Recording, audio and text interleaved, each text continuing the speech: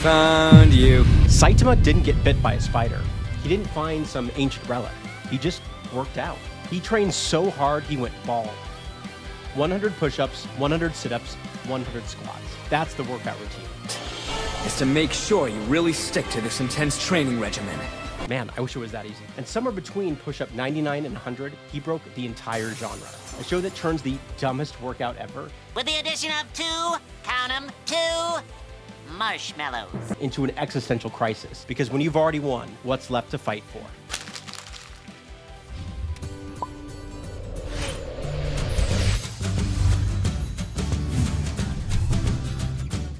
What's cooking, my fellow plotheads? I'm Brian, a Hollywood story consultant, lifelong anime nerd, and the guy who still laughs at Saitama's. Okay. Today, we're digging into the recipe that turned a one-joke webcomic into a masterclass. So grab your capes and grocery coupons, and let's break down the storytelling ingredients that make this the funniest existential crisis in anime.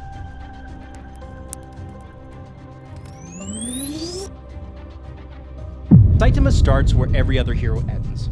Unbeatable, unchallenged, and completely bored out of his mind. It's like rolling the credits at minute 1, and then asking, so what now?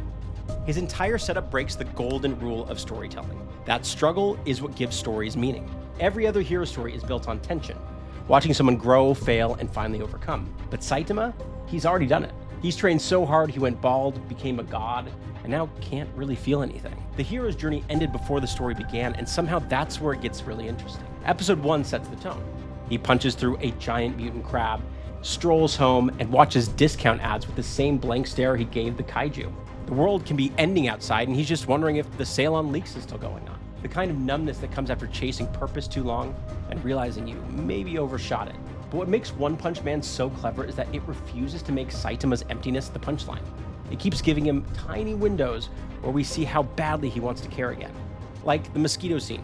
Genos is out there nuking the skyline while Saitama's flailing with a rolled-up magazine. It's absurd, but it's also telling. This man can kill gods, monsters, aliens, but he can't find meaning in any of it. And when we get to the tournament arc in Season 2, it hits a whole new level of sad, funny brilliance. Saitama literally goes undercover, wearing a wig, entering a martial arts competition just to feel something again, to see if there's anyone out there who can push him just a little. He's not doing it for money or glory, he's just chasing the ghost of struggle, the feeling of being alive. And the cruelest joke, when he finally crosses paths with Garou, the one man who could actually challenge him. Huh? What's the big idea? He knocks him out instantly in their first meeting. Not out of malice, he doesn't even realize who he was. The moment is storytelling poetry through irony. The whole show builds up Garou as this twisted reflection of Saitama, someone defined by his obsession with fighting. And that's why this rule break works. OnePunchMan replaces tension with emptiness, and somehow makes that the tension. Most stories build tension from the climb. We watch characters earn their strength because effort equals meaning. That's why we root for Deku.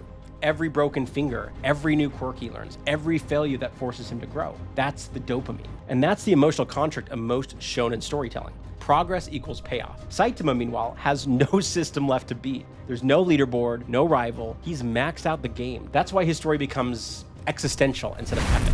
Takeaway 1. When your hero has already reached the top, the story isn't about power anymore. It's about purpose. Once struggle disappears, meaning has to take its place. That's how you keep tension alive. Turn victory into the start of the problem, not the end of it. If Saitama broke storytelling by removing the struggle, then the world around him makes that irony even sharper. Because when he's searching for meaning, everyone else is chasing metrics. Enter the Hero Association, a system that manages heroism like it's a subscription service. You have ranks, reports, sponsorships, salary tiers. They've taken the nobility out of saving people. Saitama's introduction to the world says it all. He destroys every record in the physical exam. He literally breaks the test equipment, but fails the written portion. So he's dropped into Class C, while Genos, his disciple, immediately jumps into S Class. It's the perfect metaphor. The guy who doesn't care about the spotlight ends up invisible, and the one who logs everything like an influencer rises to the top. Then comes the meteor scene. Saitama saves an entire city, gets no credit, and even gets booed for the destruction it caused, even though he literally saved everyone's life. Only Bang sees what really happened. The rest of the world just wants to protect its narrative, that the system works, that rankings reflect worth. But the show doesn't stop at Saitama's frustration. It gives us a whole lineup of characters broken in different ways by this Same economy of value. There's Moomin Rider, the guy who can't win a fight but still rides into every disaster because someone has to try. He knows he's outmatched and still shows up. It's the kind of sincerity the association doesn't know how to measure. His courage is real, but he can't win. He'll never be ranked high enough to matter. And on the other end of the spectrum, King, the man who did nothing and became a legend. He's a walking PR myth, always just lucky enough to be nearby when Saitama ends a fight. The world worships him, interviews him, gives him sponsorship deals. He's literally a product of a system's broken perception. Reputation beats reality. And that's what makes this ingredient so brilliant. The world doesn't know how to measure true worth. So it rewards performance instead of principle. If The Boys is what happens when corporate greed turns heroism into propaganda, One Punch Man is what happens when bureaucracy turns into a popularity contest. This shouldn't work as a story. It should be nihilistic, the kind of setup that kills empathy. But it works because we've all seen this before. We've all been Saitama, overqualified, undernoticed, surrounded by people who talk louder but do less. With the stories. Oh God, you're impressive. Come on. Yeah, I love talking to you. From across the room, I feel like we have a thing. Takeaway 2. If the world in your story rewards status instead of sincerity, make that the real conflict. Let your system's obsession with image, ranking, or reward create pressure that feels more personal than any villain could. The best stories don't just test a character's strength, they test what that strength is used for. The Hero Association built a system to manage every kind of power. Unfortunately, the same system also mass-produced its enemies, because in One Punch Man, the monsters aren't chaos, they are consequences. The show loves to start its villains as punchlines, cartoonish, over-the-top, one-episode wonders, a crab man in underwear, a giant who steps on his brother. Eventually, you start to realize that these creatures are the logical outcome of a world that glorifies image, power, and spectacle. Take Vaccine Man, the very first villain we meet. He's literally a personified version of nature's revenge, an eco-nihilist who rants about humanity destroying the planet.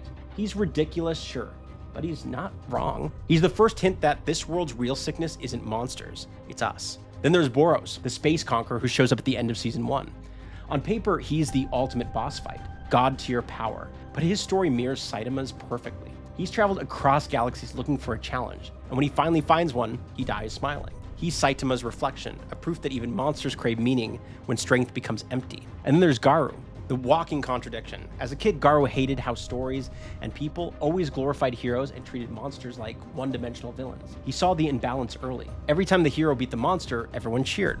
Nobody questioned why the monster existed or what made it that way. He started rooting for the monsters not because he wanted chaos, but because he empathized with the ones who were always losing in a rigged narrative. So when he grows up and becomes the hero hunter, he's not doing it to destroy humanity. He's doing it to expose hypocrisy. He wants to prove that the world's idea of hero and monster is meaningless, that the system's definitions are built on popularity, not morality. That's what makes One Punch Man's storytelling rule breaks so fascinating. Most stories make monsters obstacles. Here, they're symptoms. They expose what's wrong with the world and what's dying inside Saitama himself. Takeaway 3.